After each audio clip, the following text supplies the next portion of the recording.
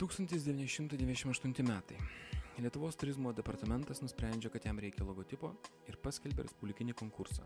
Dalyvauti gali visi norintis, laimi Donatas Indriūnas, nugalėtojai skirti 8000 litų. 2004 metais Lietuvai įstojus Europos Sąjungą pasikeičia šalies geopolitinė situacija, jai reikia naujo konkretaus įvaizdžio ir pozicionavimo. 2007 metai. Lietuvos turizmo plėtros agentūra skelbia Europos Sąjungos finansuojamą konkursą šalies prekės ženklui sukurti. Konkursui, kurio biudžetas virš 200 000 litų, o terminas porą mėnesių reikėjo pateikti rinkodarinę strategiją ir prekės ženklo logo su šūkiu. Pateikta 18 darbų, laimi DB Vilnius. Tačiau netikėtai internete kažkas paskelbė, kad laimėjęs ženklas nuplagijuotas nuo Londono, Kauno dydžio miesto Kanadoje logotipo. Nors ekspertai nepatvirtina plagiavimo fakto, konkurso rezultatai anuliuojami. 2008 metai įvaizdžio kūrimo estafetę perėmė vyriausybė. Skelbiamas naujas kūrybinis konkursas, logotipas kuriamas naujai paruoštos strategijos Drąsi šalis pagrindu. Laimė agentūra Smart Solutions. Lygiagrečiai LEPA, britų kompanijai Safron užsako sukurti šalies ekonominio įvaizdžio gaires. Tačiau koncepcija Drąsi šalis ir laimėjęs logotipas neturi būti kvestionuojami. Visgi šis ženklas turi dvi didelės ir keistas problemas, kurias neseniai įvardijo pats LEPA generalinis direktorius. Intriga vėl grįžta, kai Drąsios šalies idėją kritikavęs Marius Jovaiša nuo kalbų nusprendžia pereiti prie darbų, įgyvendinti savo turimą viziją jis patikė man. Gegužės pradžioje gaunu lakonišką 4 punktų kūrybinę užduotį. Palyginimui, praėjusių konkursų sąlygą sudarė po kelius šimtus puslapių. 4 užduoties punkto vėliau visgi atsisakome. Darbas prasideda. Pirmiausia, reikia peržvelgti, kas jau pasaulyje sukurta. Čia matome 48 iš maždaug 200 egzistuojančių šalių logotipų. Širdies simbolis nėra unikalus, tačiau pasaulyje yra ir daugiau besidubliuojančių simbolių. Pavyzdžiui, tulpė, Turkija, Olandija, drakonas, Velsas, Honkongas, šauktukas, Indija, Dublinas, Johannesburgas, Saulė. Išskyrėme šalis naudojančią savo ženklę širdį. Bene garsiausias tarp jų 1977 metais Milton Glaser sukurtas New Yorko miesto logotipas. Čia ir trumpai egzistavęs Slovenijos logotipas, pagalbinis Bosnijos ir Hercegovinos logotipas, Malavio, Vengrijos, Danijos logotipai, Kolumbijos ženklas. Dubajus savo ženklės širdies atsisakė.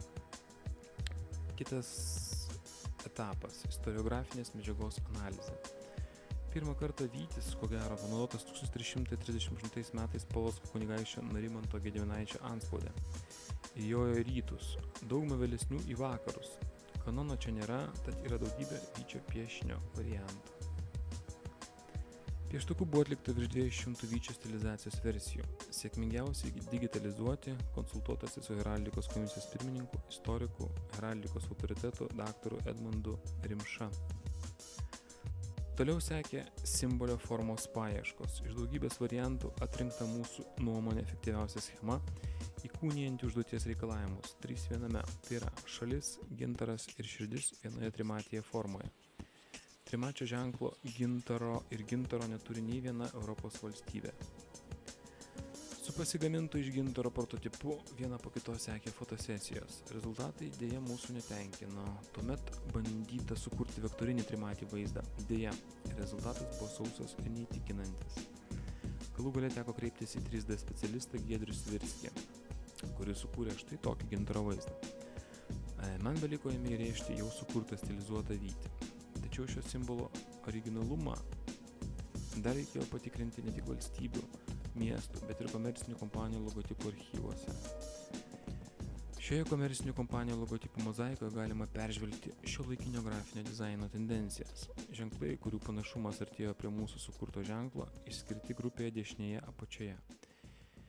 Juos išanalizavę visgi nusprendėme, kad mes vieni kitam pavojaus nekeliame. Lygiagrečiai vyko tipografijos paieškos, reikėjo surasti nei per daug modernų, nei per daug klasikinį, nei su serifais, nei be serifinį šriftą. N kartų pervertėme didžiausią pasaulyje Fontbook šriftų katalogą, kuriame surinkta 300 000 šriftų iš 90 pasaulio tipografijų. Tačiau nei vienas mums netiko. Paieškos tęsės internete, darėme print screenus, testavome, niekas netiko. Atrodė, kad patekome į aklavietę. Ir štai vasaros gale užtikau tipografo Pat Hickson 2002 metais sukurtą šriftą Dundee iš Red Rooster šriftų kolekcijos. Šis šiftas atitiko bendrą idėją ir patiko tiek man, tiek ir užsakovui. Čia matote vieną iš galimų ženklo ir teksto komponavimo versijų. Ženkle jau Lietuvos trispalvės spalvų gama. Tačiau prieš baigiant darbą Marius Jovaiša nusprendė atlikti visuomenės apklausą ir pasitikrinti galimą logotipo populiarumą. Kompanija RAID suformulavusi 5 klausimus atliko omnibus tyrimą. Rezultatas – 70% pritarančių šiam logotipui kaip Lietuvos prekės ženklui. Patraukus savo pusę 16% neapsisprendusių pavyktų pasiekti 86%. Prieš logotipą pristatant visuomenį buvo padarytos ženklo versijos su populiariausiam Europos kalbom. Sukurtas ženklo naudojimo vadovas, brandbookas ir svetainė, iš kur visi norintys galėtų ženklą atsisiųsti, o taip pat pareikšti savo pritarimą. Šiai dienai turime apie 1500 pritarusiųjų, o Facebook'e beveik 1200 gerbėjų. Lapkričio 25 dieną po daugiau nei pusmečio nuo darbo pradžios Marius Jovaiša Altos patalpose pristatė visuomeninį Lietuvos prekės ženklą versiją 4.0.